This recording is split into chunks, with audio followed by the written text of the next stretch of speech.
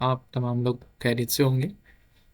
तो आज हम स्टार्ट करेंगे chapter number 16, IT general controls for managing risk. ठीक है, कैफ 3 जो आपका सब्जेक्ट है डेटा सिस्टम एंड रिस्क, और उसका चैप्टर नंबर 16 कंप्लीटली कवर होगा इस वीडियो में। तो सबसे पहले हम गो थ्रू करते हैं इन टॉपिक्स के हवाले से जो चैप्टर नंबर 16 में मौजूद है।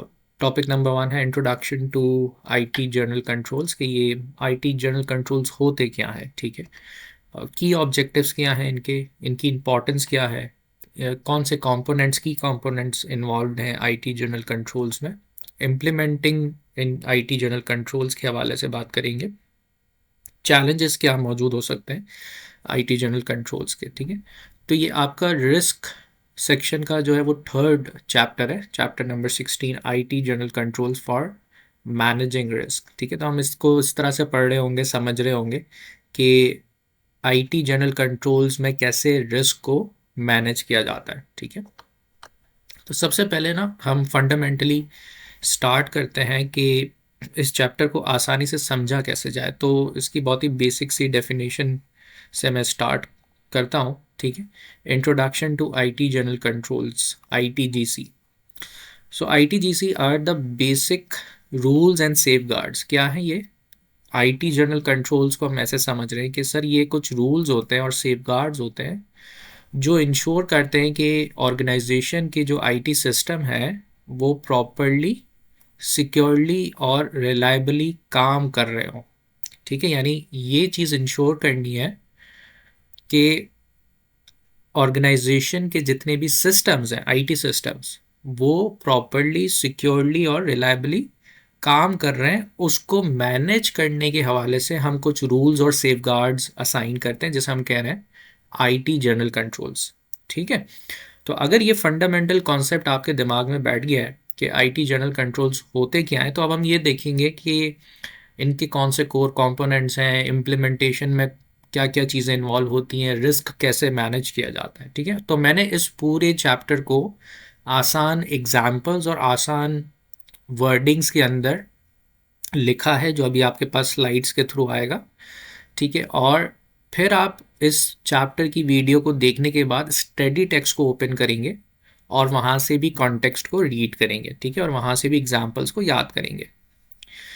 So, sir, IT general controls, they support all applications and data in a company such as ERP, accounting systems, HR systems and databases. ठीक है, यानी ये ओवरऑल बात कर रहा है, क्योंकि ज़ाहिर सिस्टम जब एक इंटीग्रेट हो रहा है तो सिस्टम के अंदर क्या चीज़ें होंगी, और सिस्टम के फ्रंट एंड पे एप्लीकेशंस होंगी।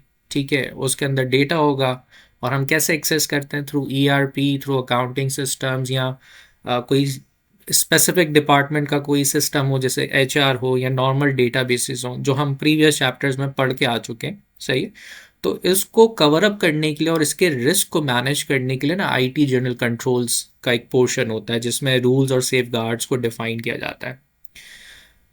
हम आईटीजीसीस को कैसे समझ सकते हैं as a analogy point of view, यानी आप ऐसा समझें कि एक बिल्डिंग की फाउंडेशन कितनी इंपॉर्टेंट होती है, यानी बिल्डिंग बनने से पहले फाउंडेशन कितनी ज़रूरी है ना। तो अगर फाउंडेशन कमज़ोर होगी तो उसके ऑन टॉप ऑफ इट, यानी जो भी चीज़ उसके ऊपर बन रही होगी, चाहे वो रिपोर्ट्स हो, चाहे हम डेटा गैदर कर रहे हो, चाहे हम डिसीजंस ले रहे हो, वो अनरिलायबल हो जाते हैं। तो इसीलिए आईटीजीसी यानी इस चैप्टर की importance for managing the risk, IT general controls एक फाउंडेशन की तरह है किसी ऑर्गेनाइजेशन के लिए, क्योंकि रूल्स और सेफगार्डिंग और ये इंश्योर करना कि ऑर्गेनाइजेशन के जो आईटी सिस्टम्स हैं वो सही काम कर रहे हो, सिक्योर तरीके से काम कर रहे हो, रिलायबल इंफॉर्मेशन हमारे पास आ रही हो। तो अगर हम जाहिर सी बात है फाउंडेशन को ही कमज़ोर रखेंगे तो फिर ऑन टॉप ऑफ इट अगर हम कोई ईआरपी भी इम्प्लीमेंट करते हैं और यूज़ करते हैं, या रिपोर्ट्स और डेटा या डिसीजंस लेते हैं, उसकी कोई अहमियत नहीं रहेगी, क्योंकि इमारत अगर गिरेगी तो नुकसान होगा। सही है ना। तो इसका मतलब ITGC chapter number 16 is very important, is just like a foundation of a building. सही है। वाई ITGCs आर इम्पॉर्टेंट, तो सबसे पहले कि ये इंश्योर करता है कि सर डेटा जो है वो एक्यूरेट हो, कंप्लीट हो। ठीक है, सिस्टम सिक्योर हो from unauthorise access, changes to the systems are controlled हो और अप्रूवल बेसिस पर हो। ठीक है, सिस्टम्स अवेलेबल हों जब ज़रूरत पड़े। तो अगेन मैं रिपीट करूँगा, क्या आपको समझ में आ रहा होगा कि IT general controls for managing risk इस चैप्टर में किस चीज़ की बात हो रही है। ठीक है, कि सर कुछ रूल्स और सेफगार्ड्स को डिफाइन किया जा रहा है ताकि हमारे डेटा सिस्टम्स उसके हवाले से उनकी एक्यूरेसी और वो सिक्योर होने चाहिए, कंट्रोल्ड होने चाहिए। ठीक है ना, यूज़र बेस राइट्स के हिसाब से चीज़ों को असाइन किया जाना चाहिए, सिस्टम अवेलेबल रहने चाहिए जब ज़रूरत पड़े, है ना। तो इन सारे चीज़ों को कौन कैटर करता है sir? IT general controls. For example, if financial reports are generated from an ERP system, हम एक ईआरपी यूज़ कर रहे हैं किस हवाले से सर? फाइनेंशियल रिपोर्ट्स को जनरेट करने के लिए। Auditor rely on ITGCs to trust that the data is not manipulated और लॉस्ट, है ना। तो जब हम ईआरपी सॉफ्टवेयर यूज़ करते हैं या वहाँ से कोई रिपोर्ट निकालते हैं तो ये हमें ट्रस्ट होता है ना। क्यों ट्रस्ट होता है? या ऑडिटर्स जब कोई चीज़ ले रहे होते हैं, क्यों? क्योंकि उनको पता है कि आईटी जनरल कंट्रोल्स ये बताता है, ये इंश्योर करता है, सेफगार्ड करता है कि सर वो जो डेटा हम वहाँ से ले रहे हैं वो मैन्युपुलेटेड नहीं हुआ होगा या कोई डेटा लॉस या मिसिंग नहीं होगा। सही है, तो वो इंश्योरिटी होती है, वो एक ट्रस्ट क्रिएट हो जाता है। ठीक है, so that's why it's very important. सबसे पहले की objectives of IT general controls क्या है? ठीक है, so IT GCs are designed to make sure कि भाई आपके जो आईटी सिस्टम है वो रिलायबल हैं, सिक्योर हैं और कंप्लाइंट बेसिस पे, है ना। कंप्लाइंट में आपको याद हो रहा होगा, हम पिछले कुछ चैप्टर्स में फ्रेमवर्क्स की भी बात कर चुके हैं सिक्योरिटी के हवाले से, है ना, साइबर सिक्योरिटी के चैप्टर के अंदर। तो आईटी सिस्टम्स को ओवरऑल रिलायबल, सिक्योर और कंप्लाइंट बनाने के लिए ये सारे जनरल कंट्रोल्स असाइन किए जाते हैं। Their objectives focus on protecting the data, systems and business operation. आप देखो ये तीन बड़े इंपॉर्टेंट एरियाज हैं जिसकी वजह से ये काम किया जा रहा है। कौन कौन से सर? डेटा को प्रोटेक्ट करना, सिस्टम्स को प्रोटेक्ट करना और बिजनेस ऑपरेशंस को स्मूथली रन होने देना। ठीक है, सो पहला पॉइंट है इस की ऑब्जेक्टिव्स के अंदर, इंश्योर डेटा की इंटीग्रिटी। अब क्या मतलब है डेटा इंटीग्रिटी का? क्या मतलब है? देखो, डेटा इंटीग्रिटी का मतलब है कि डेटा एक्यूरेट हो, डेटा कंप्लीट हो और डेटा ऑल्टर्ड ना हो विदाउट एनी ऑथोराइजेशन। ये तीन चीज़ें अगर सही है तो इसका मतलब डेटा इंटीग्रिटी है। और वो कहाँ हो रही है? आईटी जनरल कंट्रोल्स उसको हैंडल कर रहा है, उसको कंप्लाइंट बना रहा है। सही है, so in simple words data should be correct and trust वर्दी। ठीक है sir, why it is important? अगर डेटा देखो गलत होगा तो रिपोर्ट्स इनकरेक्ट होंगी, डिसीजन गलत होंगे, फाइनेंशियल स्टेटमेंट्स में बी मिस स्टेटेड। ठीक है, तो एक एग्जाम्पल लेते हैं, बैंकिंग की एग्जाम्पल है। ठीक है, एक कस्टमर है, उसने 50,000 क्या किए सर? डिपॉजिट किए। तो सिस्टम रिकॉर्ड्स 5,000 बाय मिस्टेक। अब कस्टमर आया, उसने 50,000 रुपये डाले, सिस्टम ने क्या किया? 5,000 रुपये रिकॉर्ड किए। तो क्या हुआ? डेटा की इंटीग्रिटी क्या हुई? कॉम्प्रोमाइज़ हो गई। सर मैं अगेन रिपीट कर रहा हूँ, डेटा की इंटीग्रिटी किसको कहते हैं? सर मैं तीन चीज़ें देखूंगा, डेटा एक्यूरेट हो, डेटा की कंप्लीटनेस हो और डेटा ऑल्टर्ड ना हो विदाउट अथोराइजेशन, यानी डेटा करेक्ट हो और ट्रस्ट वर्दी हो। अब इस ट्रांजेक्शन में क्या हुआ? डेटा इंटीग्रिटी क्या हो गई? कॉम्प्रोमाइज़ हो गई ना। तो आईटीजीसी, अब आईटीजीसी के होने से क्या होगा? Only authorized users can change the transaction. System keep the audit logs. Very very important. Internal controls. ठीक है, सिस्टम ऑडिट लॉग्स मेंटेन करता है। चेंज रिक्वायर अप्रूवल, अप्रूवल के थ्रू चेंज होगा, डायरेक्ट नहीं होगा। So result will be correct and reliable. ठीक है, और रियल लाइफ एनोलॉजी अगर बात करें इस पर्टिकुलर इंश्योर डेटा इंटीग्रिटी को समझने के लिए, तो हम ऐसे सोच सकते हैं कि जैसे think of a data like marks on the exam sheet. ठीक है ना, if someone changes marks after submission, integrity is lost. ठीक है, तो रिलेट कर सकते हो आप एग्जाम्पल को भी। सही है, तो आई होप आपको पहला पॉइंट की ऑब्जेक्टिव्स में इंश्योर डेटा इंटीग्रिटी का समझ में आ गया होगा। अगला ऑब्जेक्टिव है आईटी जनरल कंट्रोल्स में, मेंटेन सिस्टम अवेलेबिलिटी। ठीक है, बहुत इजी है, यानी सिस्टम को अवेलेबल रखना। ठीक है, बट टेक्निकल एस्पेक्ट्स हम पढ़ते हैं इसका क्या मीनिंग है। System availability means systems are working when needed, यानी पहली चीज़ तो है कि भाई जब ज़रूरत पड़ रही है तब सिस्टम का अवेलेबल होना।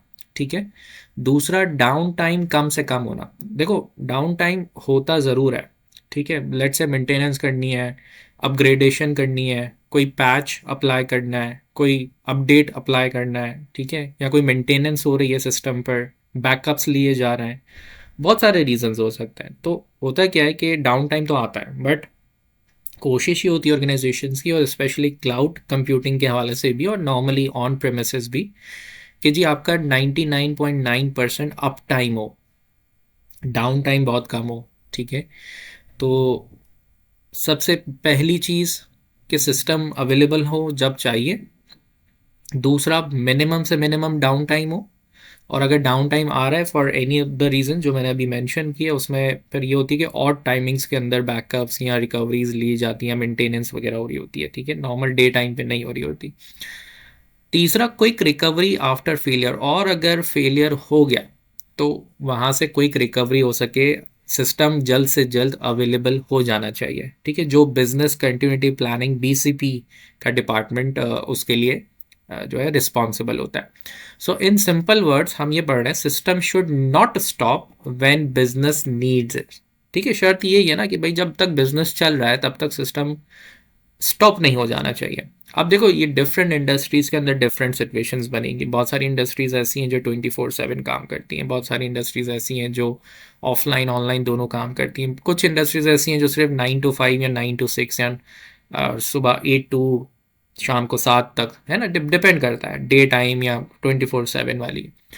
तो बज़ाहिर कोई भी हो, system availability IT journal control का सेकंड की ऑब्जेक्टिव है, और उसके पॉइंट्स मैंने आपको बता दिया आसान करके।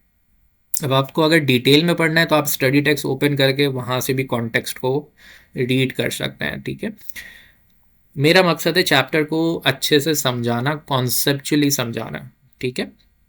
Y it is important? Sir, अगर सिस्टम डाउन हो गए, ठीक है, अगर सिस्टम की अवेलेबिलिटी नहीं होती, सिस्टम डाउन हो जाते हैं, तो क्या होगा?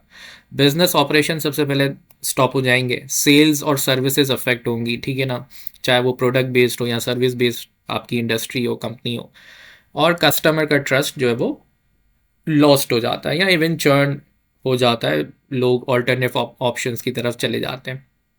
इस वजह से सिस्टम की अवेलेबिलिटी को मेंटेन रखा जाता है। फॉर एग्जांपल, रिटेल में point of sale system crash हो गया, let's say during peak hours, sales process नहीं हो सकी, सिस्टम की अवेलेबिलिटी पुअर हो गई, ठीक है। इसी तरह से जब ये सिचुएशंस होती हैं तो आईटीजीसी कंट्रोल एग्जांपल क्या है कि भाई फिर वो सजेस्ट करता है आपको सेफ गार्डिंग और रूल्स के तहत, ठीक है, कि भाई आप जो है वो सिस्टम मेंटेनेंस को रेगुलर रखें, डेली डेटा बैकअप्स लें, डिजास्टर रिकवरी प्लान को बनाएं, ठीक है। तो जब आप ये इनिशिएटिव्स लेंगे with respect to rules and safeguards and internal controls and policies, तो फिर आपके सिस्टम्स यहाँ हम सिस्टम की अवेलेबिलिटी को मेंटेन रख सकेंगे। यानी हमने आईटीजीसी यानी आईटी जर्नल कंट्रोल्स के ऊपर काम करना है, जिसमें आपको ये सजेशंस नजर आ रही हैं किस पॉइंट पे, मेंटेन सिस्टम अवेलेबिलिटी के हवाले से, ठीक है। सो रिजल्ट क्या होगा? अगर आप चीज़ें अप्लाई करेंगे तो system will resume quickly after failure. इसकी एक रियल लाइफ एनालॉजी ऐसे हम सोच सकते हैं, think of a electricity at home, ठीक है। होता क्या, अगर घर पे लाइट अवेलेबल है तो ज़िंदगी बड़ी आसान गुजर रही होती है ना। लोग आजकल हमारे घर पे हर एक दूसरी जो अप्लाइंसेस होते हैं वो इलेक्ट्रिसिटी से कनेक्टेड है, ठीक है ना। लेकिन जैसे ही लाइट चले आती है ऐसा लगता है ज़िंदगी रुक गई है, ठीक ठीक है ना। तो है, होता है कि नहीं होता? तो इसी तरह से सिस्टम की अवेलेबिलिटी की भी यही इंपॉर्टेंस है, जिस तरह से घर पे इलेक्ट्रिसिटी का होना या ना होना, सही है। तो आई होप आप अब रिलेट कर सकोगे इसको। अब हम बढ़ते हैं पॉइंट नंबर, तीसरा पॉइंट जो हमारे पास है की objectives of IT general control, उसमें है सेफ गार्ड कॉन्फिडेंशियलिटी, सही है। सो कॉन्फिडेंशियलिटी को प्रोटेक्ट करना, सेफ गार्ड करना, यानी सेंसिटिव डेटा को प्रोटेक्ट करना, सिर्फ ऑथोराइज लोगों तक उनका व्यू हो, और डेटा का लीक ना होना या उसका मिसयूज ना होना। सो आसान अल्फाजों में, प्राइवेट डेटा स्टेज प्राइवेट, सही है। तो आईटी जर्नल कंट्रोल्स में सर की ऑब्जेक्टिव का तीसरा बड़ा पॉइंट क्या है कि हमें कॉन्फिडेंशियलिटी को सेफ गार्ड करना है। किस तरह से करना है? आसान अल्फाजों में समझा दिया। आप अगर आपको और ज़्यादा फॉर्मल टेक्स्ट चाहिए तो आप स्टडी टेक्स्ट को पढ़ सकते हैं कि भाई सेफ गार्डिंग का मतलब है कॉन्फिडेंशियलिटी को, कि भाई डेटा प्रोटेक्टेड हो, सिर्फ अथोराइज लोगों तक उनका व्यू हो, और डेटा लीक या मिसयूज ना हो, ठीक है। क्यों ज़रूरी है सर? क्योंकि loss of confidentiality can lead to fraud हो सकता है, लीगल पेनल्टीज लग सकती हैं, रेपुटेशन का लॉस हो सकता है। तो डेफिनेटली ऑर्गेनाइजेशन के लिए ये पॉइंट्स, ये चीज़ें कंसिडरेबल हैं कि वो डेफिनेटली रूल्स और सेफगार्डिंग और पॉलिसीज बनाए within the controls to safeguard confidentiality sir. ठीक है, एग्जाम्पल है HR एग्जाम्पल कि employ salaries and CNIC details सिर्फ किसको विजिबल होगी, are visible to all staff of confidentiality breach. ठीक है ना, अगर सबको विजिबल होगा यानी फाइनेंस भी देख सकता है, फाइनेंस तो कुछ हद तक डेटा ज़रूर ले सकता है for analytical purpose, but marketing, sales, admin, supply chain, वो क्या कर रहे हैं, एम्प्लॉय की सैलरीज और CNIC डिटेल सबको विजिबल कर दी, जो कि एक कॉन्फिडेंशियलिटी ब्रीच है।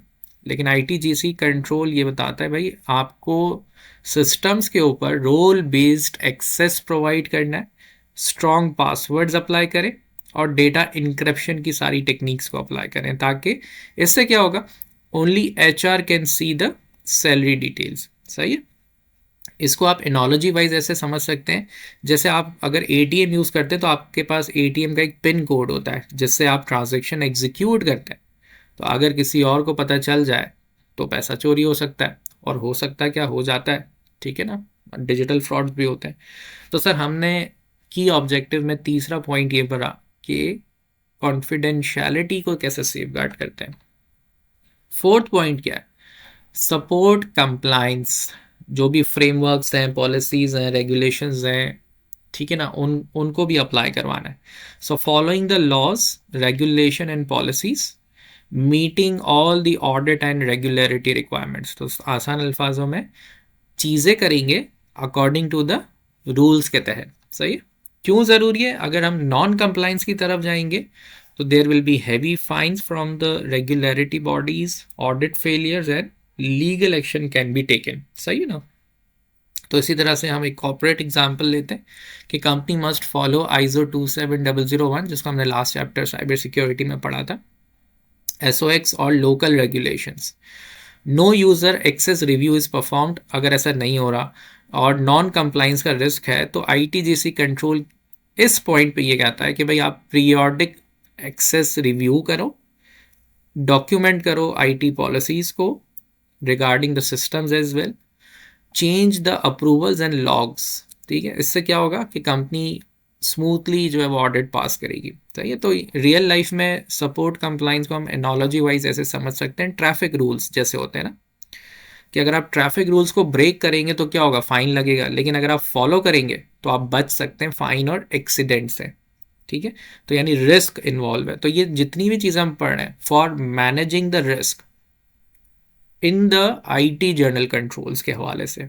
ठीक, ऑलराइट स्टूडेंट्स, अब हम बात करते हैं नेक्स्ट टॉपिक पे, चैप्टर 16 का, जो है importance of IT general controls. ठीक है, कि अब इसकी इम्पॉर्टेंस क्या है।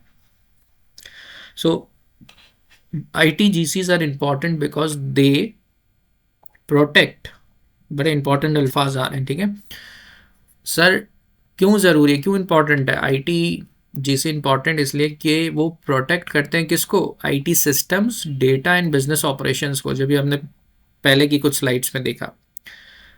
तो जब वो इन चीज़ों को प्रोटेक्ट करते हैं, किस से प्रोटेक्ट करते हैं, from risk, from errors and from misuse, है ना। तो ये रिस्क का ही पोर्शन सेक्शन हम पढ़ रहे हैं, जो ICAP की स्टडी टेक्स्ट CAF 3 का जो सब्जेक्ट है, चैप्टर 16, कि हम IT जनरल कंट्रोल्स के तहत कैसे मैनेज कर रहे हैं रिस्क को। तो पहली चीज़ तो ये कि हम किस को मैनेज कर रहे हैं, IT systems, data, business operations, किस से कर रहे हैं, किस लिए कर रहे हैं, क्योंकि रिस्क इन्वॉल्व है, एरर्स हो सकते हैं, मिसयूज़ हो सकता है। तो उसके हवाले से हम कुछ रूल्स और गाइडलाइंस और फ्रेमवर्क्स या कंप्लाइंस को इम्प्लीमेंट कर रहे हैं थ्रू IT जनरल कंट्रोल्स। तो सर इसका इंपॉर्टेंस क्या है, सबसे पहले रिस्क मिटिगेशन।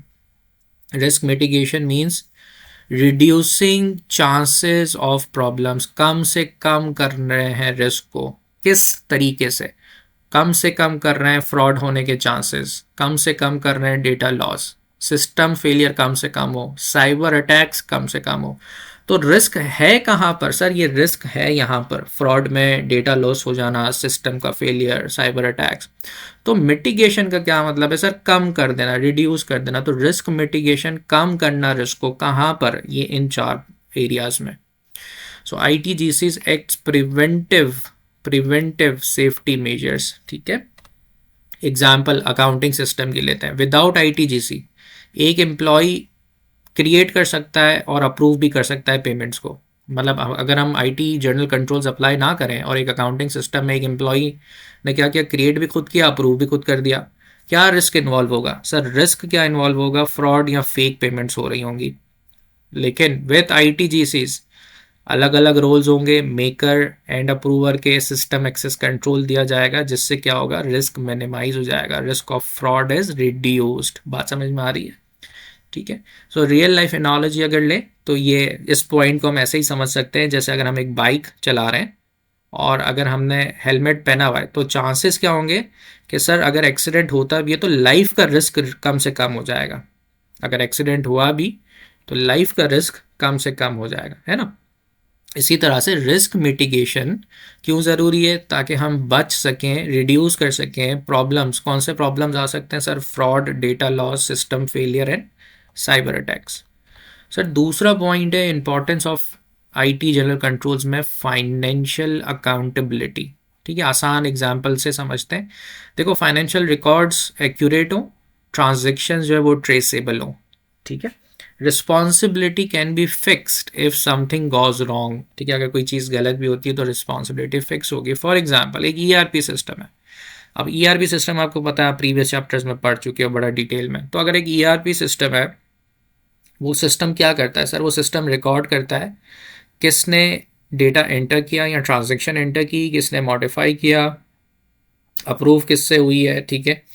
और अगर जब हम उसका ऑडिट ट्रायल मेंटेन करें तो हमें पता चल सकता है कि भाई एरर कैसे हुआ है, कौन रिस्पॉन्सिबल था, और हम आइडेंटिफाई आसानी से कर सकते हैं, ठीक है। यानी फाइनेंशियल अकाउंटेबिलिटी हो। इस तरह से इस पॉइंट को रियल लाइफ एनालॉजी के तहत समझें तो ऐसा होगा कि like a receipt for every purchase. जब भी हम कोई चीज़ खरीदते हैं तो हमारे पास एक रिसिप्ट होती है ना। उस रिसिप्ट में क्या लिखा हुआ होता है कि भाई किसने पे किया है, कब पे किया है, कितना पे किया है, कौन कौन सी आइटम्स लिए हैं, है ना।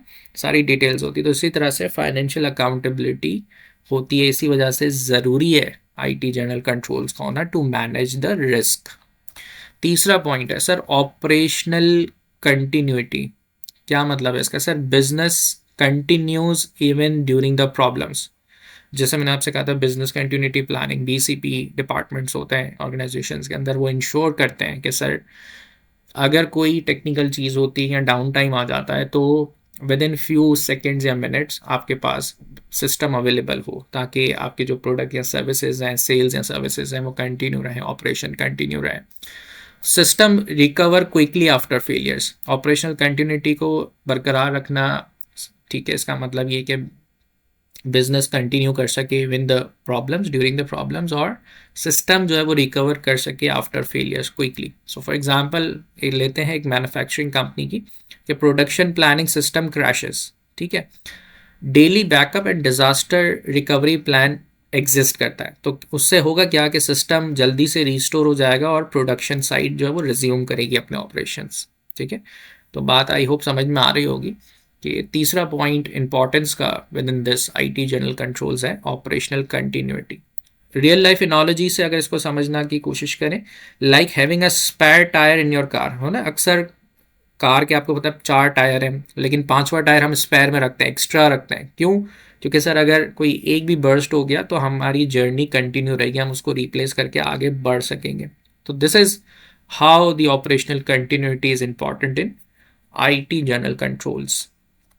सर फोर्थ है ट्रस्ट एंड रेप्यूटेशन की बात, ठीक है। वेरी वेरी इंपॉर्टेंट है, जिसमें कस्टमर ट्रस्ट करता है कंपनी पे, बिजनेस पार्टनर्स सिक्योर फील करते हैं, और एक डेफिनेटली ब्रांड की इमेज है with the passage of time वो और स्ट्रांग होती रहती है। सो फॉर एग्जांपल हम एक बैंक की बात करें तो अगर strong ITGCs prevent data breaches, customer account information secure रहे, उससे क्या होगा, कस्टमर ट्रस्ट करेगा बैंक के ऊपर कि जितना पैसा उसने उसके पास रखा है और उसकी जितनी भी इंफॉर्मेशन है। लेकिन अगर कमज़ोर यानी वीक आईटीजीसी होगा तो डेटा लीक हो जाएगा, लॉस ऑफ ट्रस्ट होगा, कस्टमर शिफ्ट हो जाएगा। ठीक है, तो ट्रस्ट और रेप्यूटेशन भी बड़ा इंपॉर्टेंट है। रियल लाइफ एनालॉजी से अगर इसको समझे, जैसे हम किसी को प्रॉमिस करते हैं कि हाँ भाई ठीक है ये बात तुमने मुझे बताई है तो मैं अपने तक ही रखूँगा। ठीक है, so if you always keep them people trust you. ठीक है, just like this.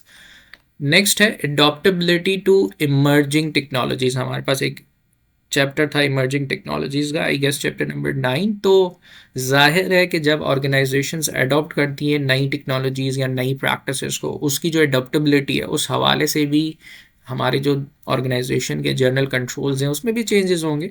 So company can safely adopt new technologies आसानी से, ट्रस्ट वर्दीनेस, कंप्लाइंट फ्रेमवर्क्स के थ्रू, रूल्स एंड रेगुलेशंस के थ्रू नई टेक्नोलॉजीज़ को कंपनी अडॉप्ट कर सके। और changes do not create new risk, तो कोई चीज़ किसी चेंज से कोई नया तरीके का रिस्क क्रिएट ना हो। फॉर एग्जांपल क्लाउड माइग्रेशन की अगर हम बात करें, सो कंपनी मूव करती है डेटा को टू द क्लाउड। ठीक है, तो आईटीजीसी क्या इंश्योर करता है कि जी आपका जो कंट्रोल है, बैकअप है, मॉनिटरिंग है, वो इंश्योर और एक्सेसिबल ठीक तरीके से हो, सिक्योर तरीके से हो। So new technology is used safely and smoothly. ठीक है, सो रियल लाइफ एनालॉजी में अगर समझने की कोशिश करें, like learning to drive a new model car, rules remain the same, only technology changes। for example मेरे पास एक गाड़ी है और मैं उसको काफ़ी सालों से चला रहा हूँ। ठीक है, और मैंने एक नई गाड़ी खरीदी, तो रूल्स क्या होंगे? गाड़ी ड्राइव करने के रूल्स तो सेम रहेंगे, सिर्फ गाड़ी चेंज हो रही है ना, अपग्रेड हो रहा है। तो टेक्नोलॉजी चेंज होती है लेकिन rules of the game same रहते हैं। ठीक है, तो ये था 5वां point, adaptability to emerging technologies. Sixth है regularity and legal protection, very very important. ठीक है, अच्छा मैं एक चीज़ मेंशन कर दूं, ये सारे पॉइंट्स मैं आपको बहुत आसानी से विद एग्जांपल समझा रहा हूँ ताकि आप इसको वीडियो में देखते हुए कॉन्सेप्चुअली याद रख सकें। ठीक है, समझ सकें टॉपिक को। अदरवाइज आपको स्टडी टेक्स्ट को डेफिनेटली ओपन करना है, वहाँ से भी आपको पूरा कॉन्टेक्स्ट पढ़ना है ताकि आपको मज़ीद डिटेल्स और एग्जांपल्स मिल सकें। ठीक है, so I'm not doing any kind of cramming और not enforcing any kind of cramming, but I'm trying to enforce you to understand the topic how it relates to your chapters. ठीक है, तो छोटे छोटे examples, छोटे छोटे wordings में आपको कॉन्सेप्ट देने की मैं कोशिश कर रहा हूँ। Remember that. Okay, so sir point number 6 है इंपॉर्टेंस में रेगुलरिटी एंड लीगल प्रोटेक्शन के हवाले से। इसका क्या मतलब है? सर कंपनी फॉलो करे लॉज और रेगुलेशंस ताकि वो अवॉइड कर सके किसी भी तरह की पेनल्टीज, फाइन्स या लीगल इश्यूज। ठीक है, एग्जाम्पल लेते हैं ऑडिट कंप्लाइंस के हवाले से। हमें मालूम है कि हमारे पास कुछ इंटरनेशनल फ्रेमवर्क्स मौजूद है, उसका इम्प्लीमेंट करना, ठीक है, सही तरीके से उसके रिव्यूज़ और डॉक्यूमेंटेशन का होना। ठीक है, कंपनी पासिस द ऑडिट, अगर नॉन कंप्लाइंस होगा तो डेफिनेटली वो फाइन्स या लीगल एक्शन लिया जा सकता है। सो रियल लाइफ एनालॉजी में अगर हम इसको समझने की कोशिश करें कि like having a valid driving licence you avoid fines and legal trouble, है ना। जब हम ड्राइव कर रहे हैं और हमारे पास अगर वैलिड ड्राइविंग लाइसेंस होगा तो कोई हमें रोकता भी है तो वो ना तो हमें फ़ाइन कर सकेगा ना कोई लीगली बाउंड कर सकेगा किसी चीज़ में। ठीक है, तो इसी तरह से अगर रेगुलरिटी और लीगल प्रोटेक्शन को हम आईटी जनरल कंट्रोल्स के तहत अपने जो ऑर्गेनाइजेशन के सिस्टम्स हैं उस पर इम्प्लीमेंट करेंगे with compliance frameworks and standards, तो हम बच सकते हैं किसी भी तरह के फ़ाइन या। अब हम बात करते हैं कि आईटी जनरल कंट्रोल्स के की कंपोनेंट्स कौन कौन से हैं। सबसे पहले, ठीक है, main areas of IT general control, सबसे पहला है access controls. Access controls ensure करते हैं कि ओनली ऑथोराइज लोगों को ही सिस्टम और डेटा का एक्सेस दिया जा सके। ठीक है, क्या इंक्लूड है? User ID and password, role based access, removing access when an employ leaves. ठीक है, for example an accounts clerk can enter invoices but cannot approve payments. So when an employee resigns, their system access is disabled immediately. This prevents fraud and misuse. ठीक है, so straight forward point है access control का। क्या कह रहा है वो? Sir सिर्फ अथोराइज लोगों को ही उसका एक्सेस मिलेगा। क्या चीज़ें इंक्लूड है?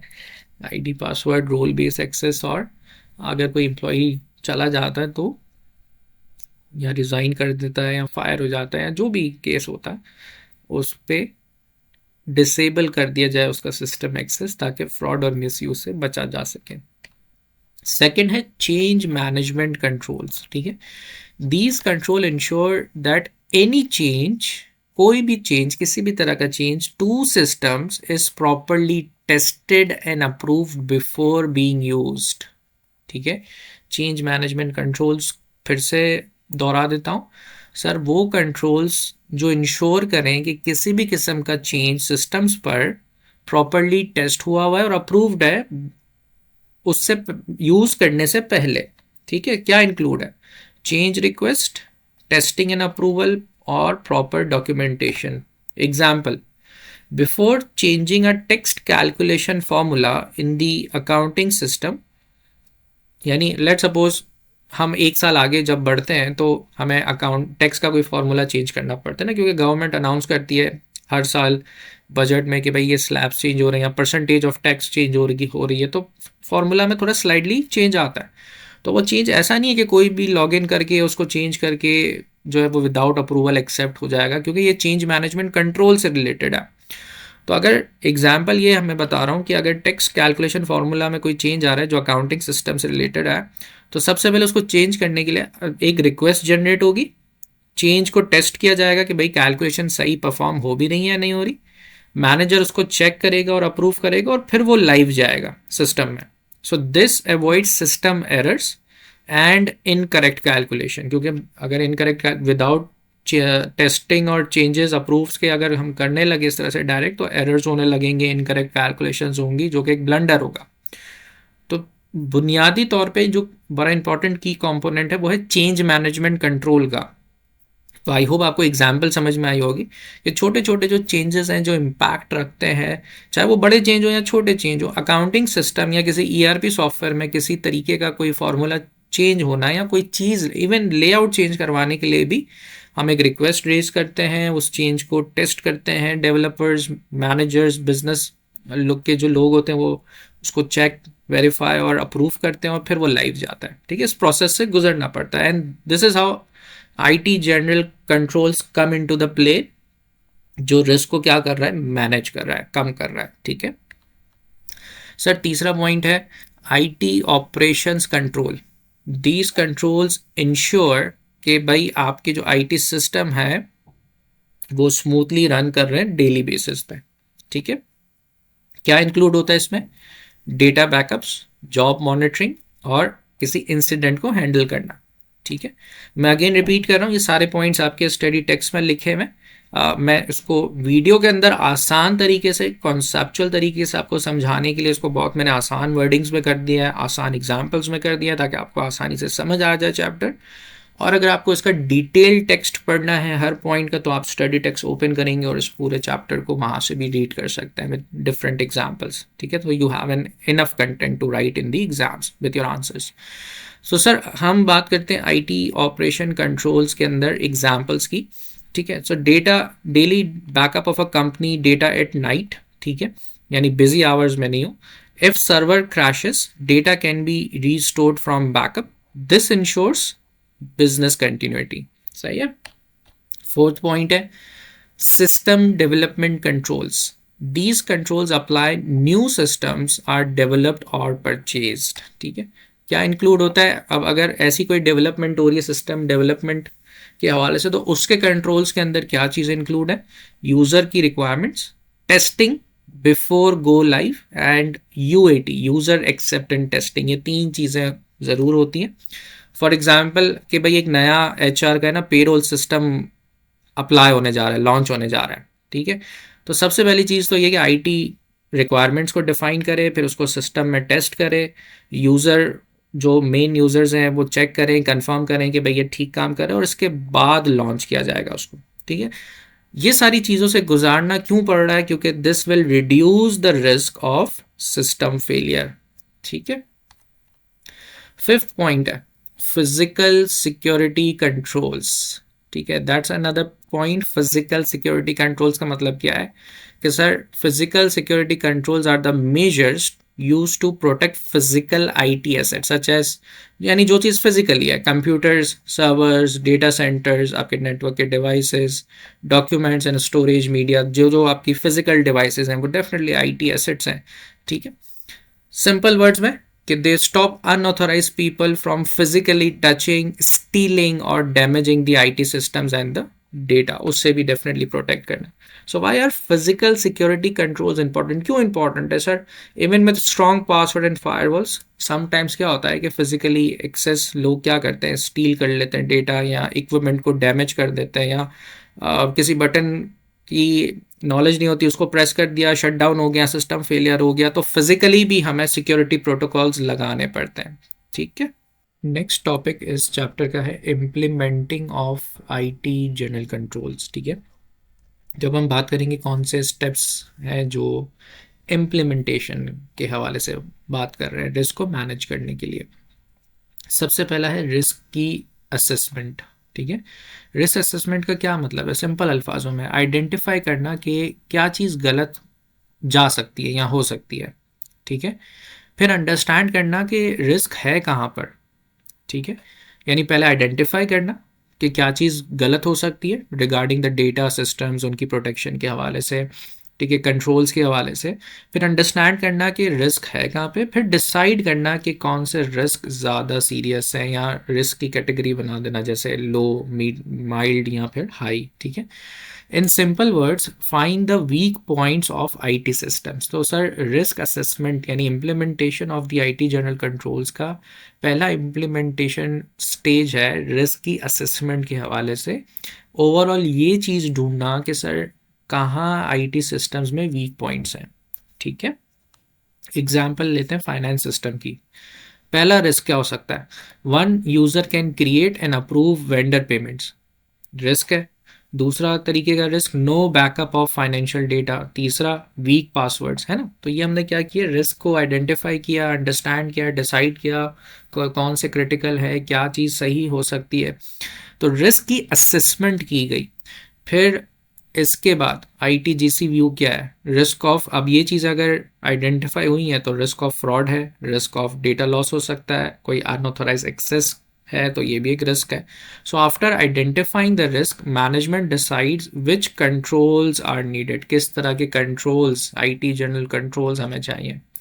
तो इसको आप, इस पॉइंट को आप ऐसे समझ सकते हैं कि जी आप जैसे अपने घर को चेक करते हैं ना कि कोई लॉक टूट तो नहीं गया है, कोई खिड़की ओपन तो नहीं है, कोई आ तो नहीं सकता वहाँ से, या आग लगने के क्या चांसेस हैं।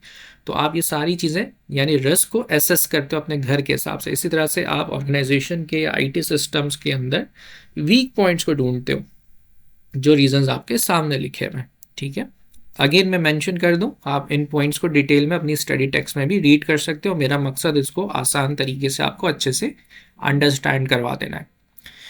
दूसरा पॉइंट इम्प्लीमेंटेशन के हवाले से, सर कंट्रोल डिज़ाइन, इसका क्या मतलब है? कंट्रोल डिज़ाइन का मतलब है deciding what controls to put into place. पहले देखो रिस्क असेस हो गया, ठीक है सर, अब हम डिज़ाइन कर रहे हैं कि किस तरह के कंट्रोल्स को अप्लाई करने की ज़रूरत है, क्या क्यों कर रहे हैं, रिस्क को मैनेज कर रहे हैं। ठीक है, मेकिंग श्योर कंट्रोल्स दी एड्रेस दी आइडेंटिफाइड रिस्क एड्रेस हो रहे हो। सो अब हम इस पॉइंट 2 पे बेसिकली प्लान कर रहे हैं सोल्यूशन को हर तरह के रिस्क को मैनेज करने के हवाले से।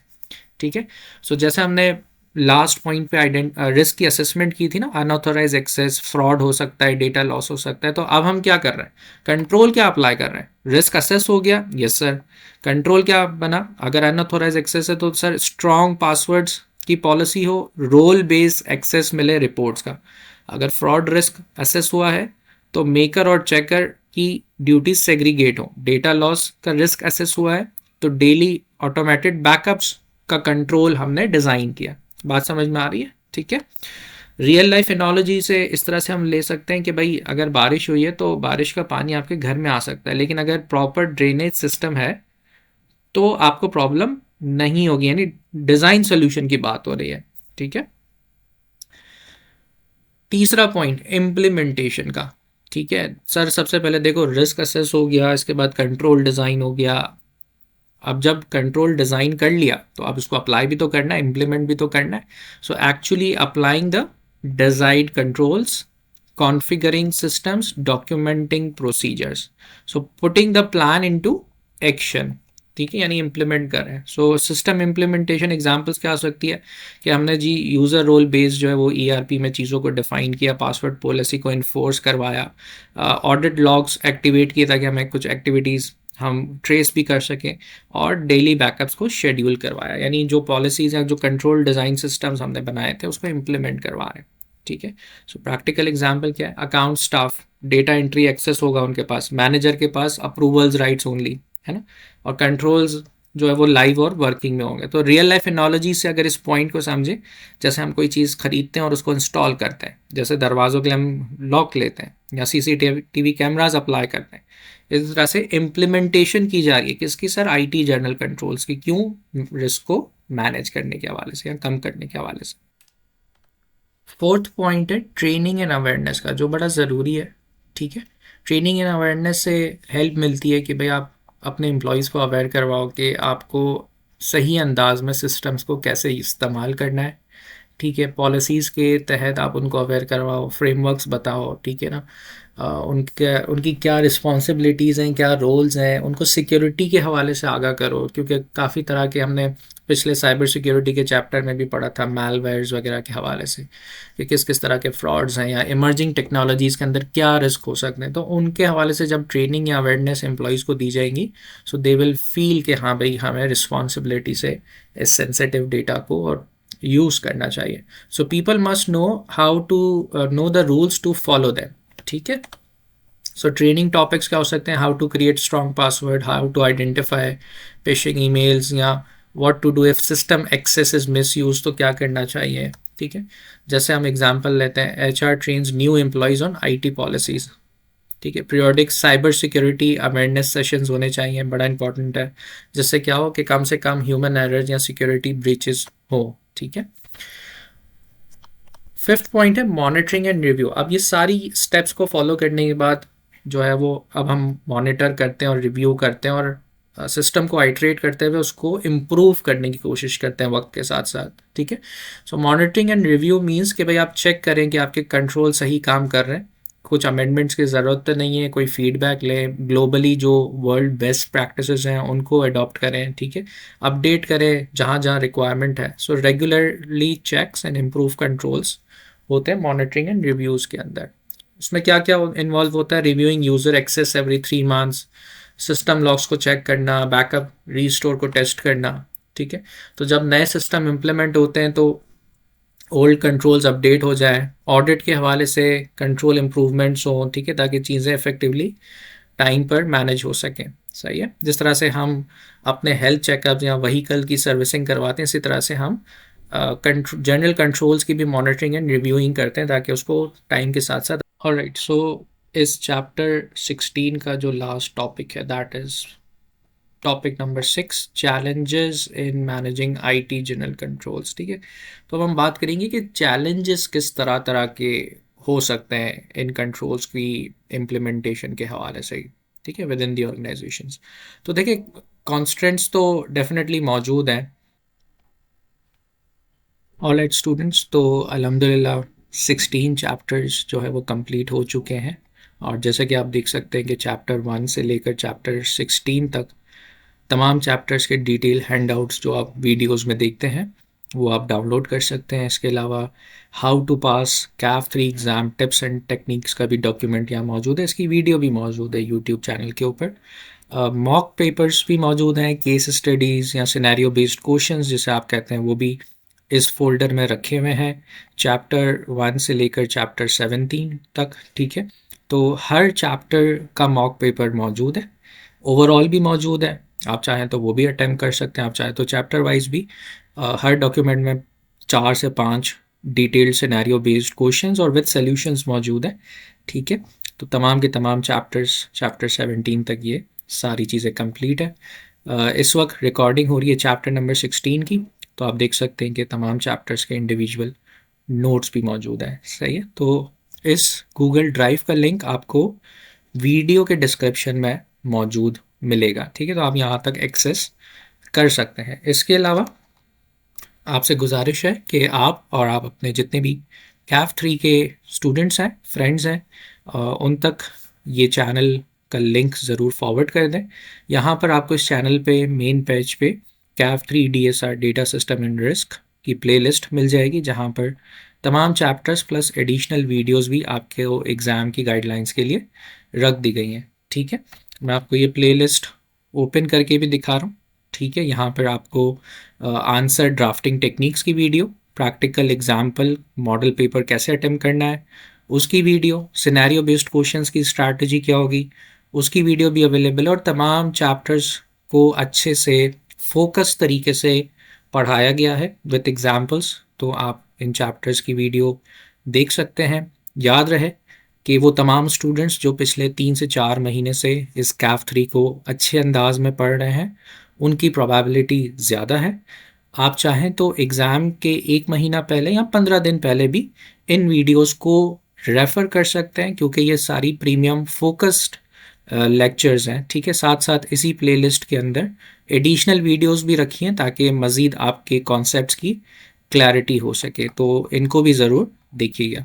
Thank you. पहली जो पॉइंट है या जो चैलेंज है वो कॉम्प्लेक्सिटी डेफिनेटली होती है आईटी इन्वायरमेंट्स में। ठीक है ना, क्योंकि बहुत सारी ऑर्गेनाइजेशंस लेगेसी सिस्टम्स यानी पुराने सिस्टम ट्रेडिशनल सिस्टम्स को यूज़ कर रही होती हैं, तो उसको माइग्रेट करना है। इसके बाद दूसरी सिचुएशन में ये हो सकता है कि थर्ड पार्टी सर्विसेज वो ले रही हैं या ऑन प्रेमिसेस से क्लाउड में माइग्रेट करना। ठीक है, तो डाइवर्स सिस्टम्स या वहाँ तक एक्सेस करने के हवाले से या उसको चेंज करने के हवाले से जो है ना प्रॉब्लम्स हो सकती है, और इंटीग्रेशन विथ डिफरेंट चैनल्स में भी आईटी जनरल कंट्रोल्स जो है वो थोड़े से मुश्किल हो जाते हैं।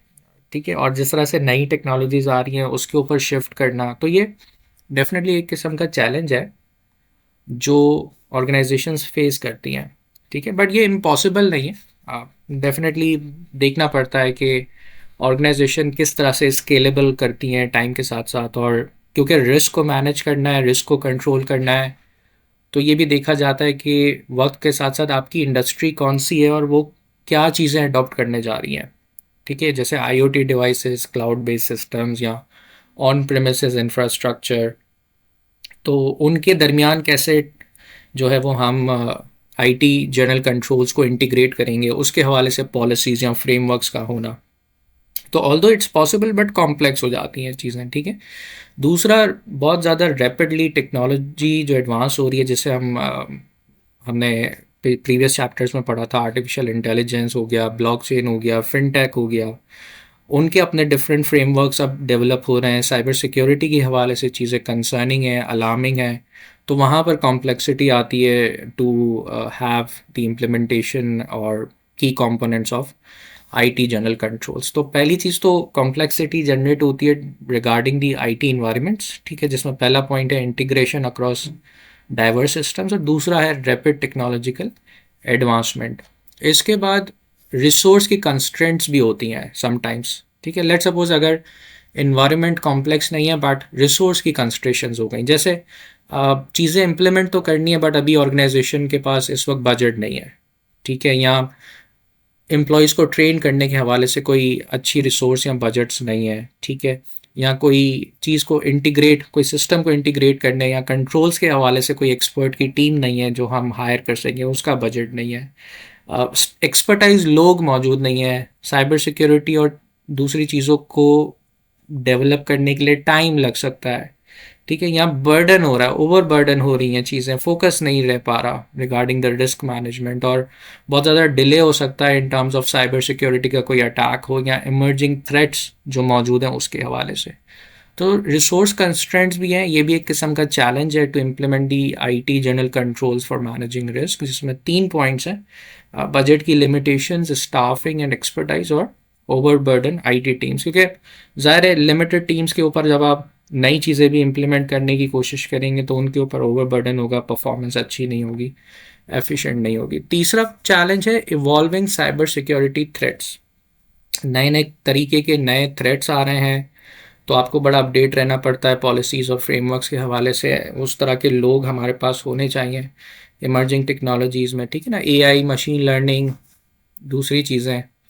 और जिस तरह से फ्रीक्वेंसी ऑफ अटैक्स इंक्रीज हो रहे हैं तो ज़ाहिर है एडॉक बेसिस पे और फास्ट पेस पे जो है वो चीज़ों को कंट्रोल करना, ठीक है, उसको सेफ एंड सिक्योर करवाना, ये सारे काम आईटी जनरल कंट्रोल्स में regarding the rules and safeguarding of the data and systems, ठीक है।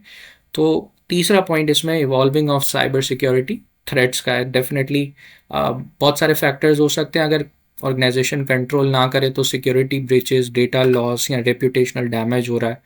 तो ये सारी चीज़ें क्या हो रही हैं कि क्योंकि इवॉल्विंग चीज़ें हैं, इमर्जिंग टेक्नोलॉजीज़ हैं, तो नए तरीके के थ्रेट्स आ रहे हैं और फ्रीक्वेंसी ऑफ अटैक्स बढ़ती जा रही हैं due to AI and machine learning as well, ठीक है। इसके अलावा रेगुलेटरी एंड कंप्लाइंस चैलेंजेस भी हो सकते हैं। लेट्स से कि अगर ऑर्गेनाइजेशन वीक है in terms of implementing the ITGC, तो ज़ाहिर है कि पेनल्टीज़ लग सकती हैं, फाइनेंशियल लॉस हो सकता है, रेगुलरिटी चैलेंज हो सकती है, ठीक है ना। तो ये भी एक तरीके का चैलेंज है जो ऑर्गेनाइजेशन। सबसे पहला एमसीक्यू है, सिनेरियो बेस्ड एमसीक्यूज आपके सामने होंगे। A manufacturing company allow multiple employees to share one system login to speed up operations. Later, unauthorized changes are found in inventory records. So, what IT general control weakness does this indicate? ठीक है, scenario आसान है कि एक company है, उसने multiple employees को allow किया टू शेयर एक सिस्टम लॉगिन, ठीक है, जिससे वो ये समझ रहे थे कि स्पीड अप हो जाए ऑपरेशन, लेकिन बाद में ये पता चला कि कोई अनऑथोराइज चेंजेस हुए हैं, इन्वेंट्री रिकॉर्ड्स के अंदर फाइंड आउट हुए हैं। तो अब हमें ये बताना है कि क्या वीकनेस है जो आईटी जनरल कंट्रोल इंडिकेट कर रहा है। तो 4 ऑप्शंस आपको नज़र आ रहे होंगे, go for the correct one. मैं आपको आंसर दिखा रहा हूँ। The answer is B, weak logical access controls, ठीक है, और इसका रीज़न भी है जो आप पढ़ सकते हैं। Sharing user IDs removes accountability, logical access control ensure each user has a unique ID so actions can be tracked and misuse can be prevented, ठीक है sir.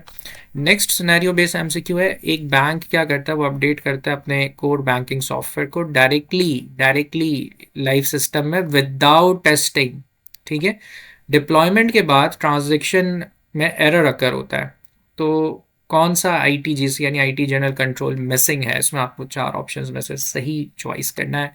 Option C, change management control is the right answer, ठीक है sir. Reason भी आपके सामने लिखा हुआ है, you can read that. Next MCQs की तरफ आते हैं। In an ERP system the same employ can create vendors and approve vendor payments, what risk does this situation create, किस तरह का रिस्क क्रिएट हो रहा है। सो द बेस्ट सही जवाब इसका है फ्रॉड रिस्क, ठीक है।